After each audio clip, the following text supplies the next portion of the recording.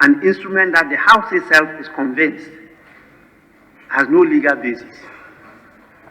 That is the challenge and the danger. That is the challenge. And so I will advise, I'm not directing, I will advise that the sponsors of the instrument should take a second look at it.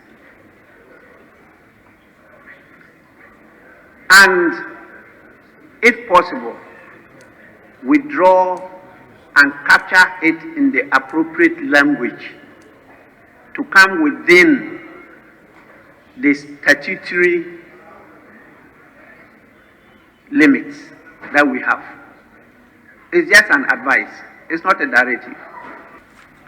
Mr. Speaker, nobody, and I have had some conversation with members of the committee, they never saw any amended, LI.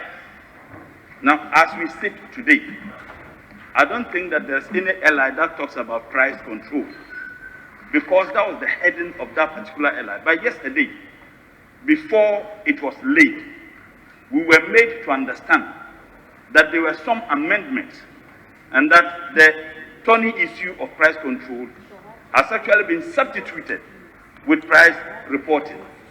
Nobody knows what price reporting is all about. If indeed it has to do with just changing the heading, what happens to the content? If it has to do with changing the heading, then what happens to the content? Mr. Speaker, and I would want your guidance.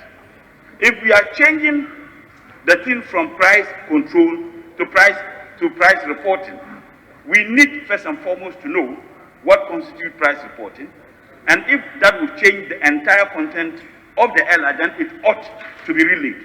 The process ought to begin again. I agree with Honorable Haruna and Honorable Adjosafu that once the matter is referred to an appropriate committee, after the committee works on it, the report ought to be made available to members of this House. Nobody saw any report. Even me, who sat at that meeting, I demanded a copy of the report. No report was given to me. No, the amended bill was not given to any of us. LI was not given to any of us. My colleagues here demanded the amended LI. The only changes, and I stand to be corrected, the only changes I think was effected in the amended LI has to do with changing it from price controlling to price reporting. My understanding also is that, Mr. Speaker, when such matters are referred to an appropriate committee, various stakeholders, in this case in the matter of cement manufacturers, ought to be consulted. I had a discussion with Honorable Ayeni yesterday, and I suggested that it would be appropriate to engage the cement manufacturers. And he said that was a fantastic idea, that it would be appropriate to engage them. You listen to them, that they were not consulted. Members of Parliament, we didn't even know the changes that were effected in the LI, yet it's been late. And the moment it is late, the days will start counting.